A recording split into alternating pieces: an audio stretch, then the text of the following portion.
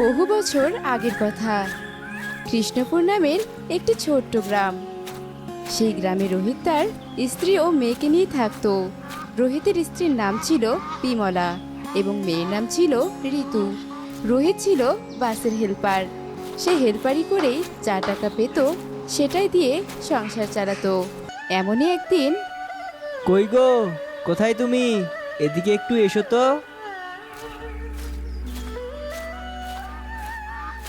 হ্যাঁ গো, তুমি আমাকে ডাকলে, কি বলবে বলো? শোনো, আমি কাজে যাচ্ছি, ফিরতে একটু দেরি হবে। তুমি কোনো চিন্তা করো না, এবার আমি যাই, কেমন? ভালোভাবে যেও, দুগ্গা দুগ্গা। তারপর বিমলা তার মেয়ে ঋতুর ঘরে যায় আর ঋতুকে ডাকতে থাকে। মা ঋতু, কত বেলা হয়ে গেছে, এবার একটু ঘুম থেকে ওঠ মা। ওহ মা, তুমি এভাবে সকাল সকাল ডাকছো কেন? তুমি কি একটু শান্তি করে আমাকে ঘুমোতেও দিবে না নাকি? মা, আমি আরেকটু ঘুমাই, তুমি এবার যাও। মা, তুই একবার উঠেই দেখ কত বেলা হয়ে গেছে। ও মা, এত বেলা হয়েছে আর এখনো কিনা আমি এভাবে পড়ে পড়ে ঘুমাচ্ছি?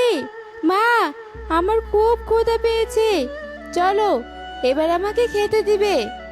হ্যাঁ মা, তুই ফ্রেশ হয়ে নে, আমি তোর জন্য খাবার নিয়ে আসছি। তারপর ঋতু ফ্রেশ হয়ে আসলে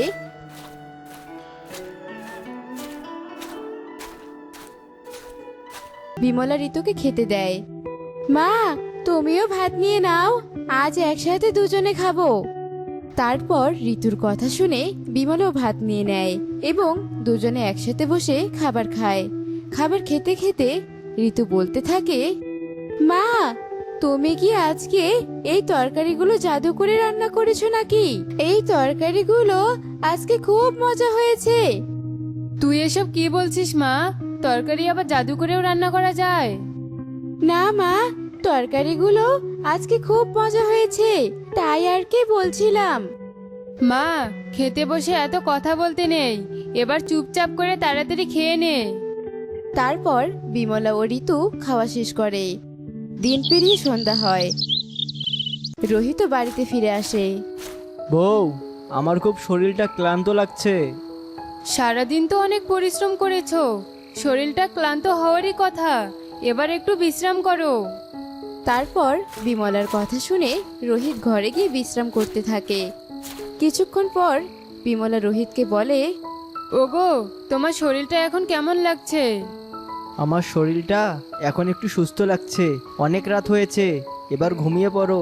আর আমার জন্য এভাবে তোমাকে বসে থাকতে হবে না, তুমি এবার ঘুমিয়ে পড়ো দেখি। অসুস্থ শরীর নিয়ে তোমাকে আর আমার কথা ভাবতে হবে না, সময় হলে আমি ঠিকই ঘুমিয়ে পড়বো। তারপর রোহিত ও বিমলা দুজনেই ঘুমিয়ে পড়ে। পরের দিন সকালে, ওগো, আমি কাজে যাচ্ছি। এ কি বাবা, তুমি না অসুস্থ? অসুস্থ শরীর নিয়ে কাজে যাচ্ছ? তুমি আজ বরং কাজে যেও না, কাল যেও। হ্যাঁ গো, মেয়েটা তো ঠিকই বলেছে, তুমি আজ কাজে যেও না, কালকে কাজে যেও। না গো, আমার বসে থাকলে হবে না। আমি যদি কাজে না যাই তাহলে আজকে রাতে সবাইকে না খেয়ে থাকতে হবে। ঘরে যে এক মুঠো চালও নেই যে আজকে কাজে না গেলেও চলবে। আমি এবার কাজে যাই, তোমরা কোনো চিন্তা করো না। তারপর রোহিত কাজে চলে যায় এবং বাসের দরজা দাঁড় হয়ে থাকে। হঠাৎ চলন্ত বাস থেকে রোহিত রোডে পড়ে যায়। ঠিক তখনই একটি গাড়ি এসে রোহিতের উপর দিয়ে চলে যায় আর রোহিত সেখানেই শেষ নিঃশ্বাস ত্যাগ করে। সেখান থেকে কয়েকটি লোক রোহিতের মৃতদেহকে বাড়িতে নিয়ে আসে। কেউ কি বাড়িতে আছেন? একটু বাইরে আসেন। লোকটির কথা শুনে বিমলা ও ঋতু বাহিরে চলে আসে আর লোকগুলো বিমলাকে সব ঘটনা খুলে বলে। এরপর বিমলা, এইসব আপনারা কি বলছেন? আমার স্বামী এভাবে চলে যেতে পারে না।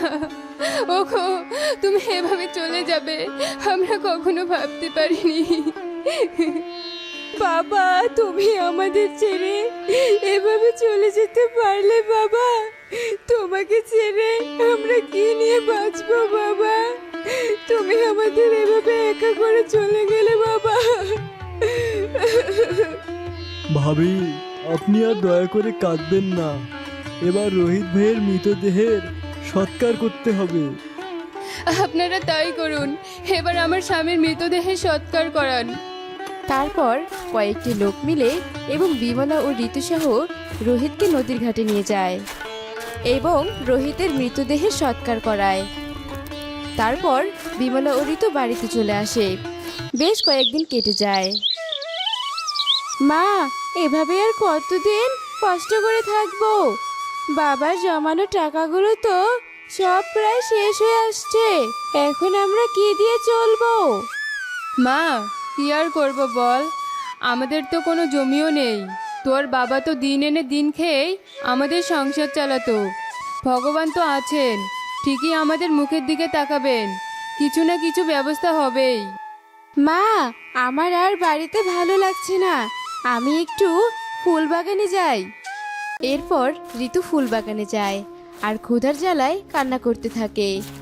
ঠিক তখনই এক পরী এসে ঋতুর কান্না শুনতে পায়। পরীটি ঋতুর কাছে আসে আর বলতে থাকে, এই মেয়ে, তোমার কি হয়েছে? তুমি এভাবে এখানে বসে কান্না করছিলে কেন? তুমি আমাকে সবকিছু বলতে পারো। আসলে পরী, কিছুদিন আগে আমার বাবা অ্যাক্সিডেন্টে মারা গেছে আর আমাদের ঘরে খাবার মতো কিছুই নেই।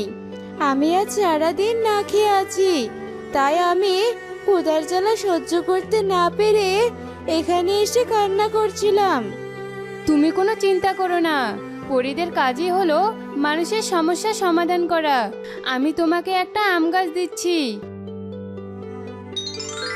এই গাছটি নিয়ে যে তুমি বাড়িতে রোপণ করো, দেখবে এই গাছই তোমাদের অভাব অনটন দূর করবে আর তোমাদের সংসারও ভালোভাবে চলবে।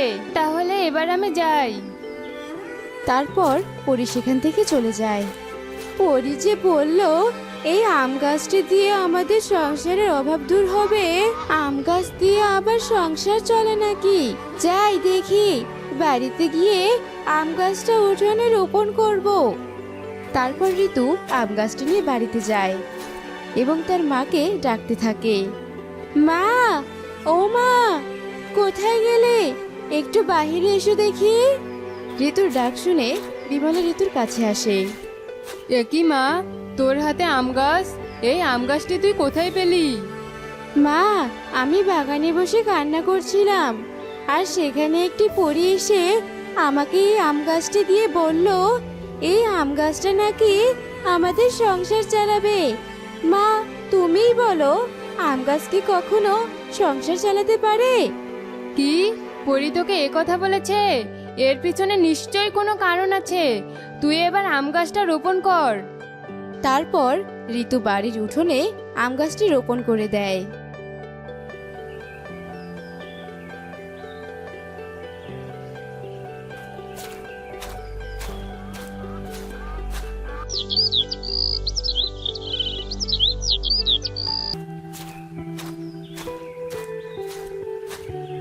পরের দিন সকালে ঋতু ঘুম থেকে উঠে বাইরে এসে দেখতে পায়, এ কি, আমি স্বপ্ন দেখছি না তো?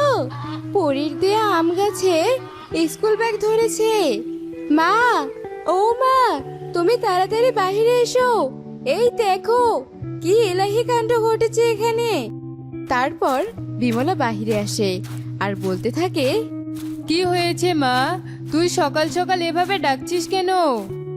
দেখো মা, দেখো, পরীর দেয়া সেই আম গাছটি এক রাতের মধ্যে কত বড় হয়ে গেছে এবং এই গাছটিতে কতগুলো স্কুল ব্যাগ ধরে আছে।